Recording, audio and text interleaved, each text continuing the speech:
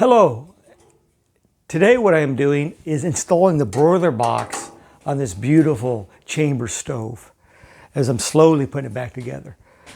Now, this broiler box, the easiest way that I found to install this is to have the top removed.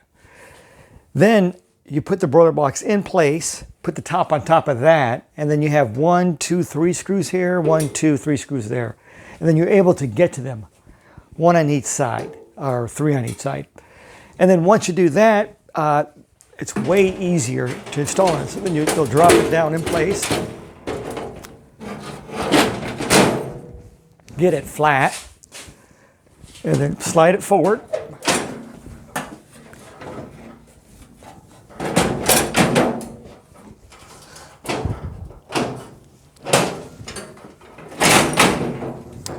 And there you go.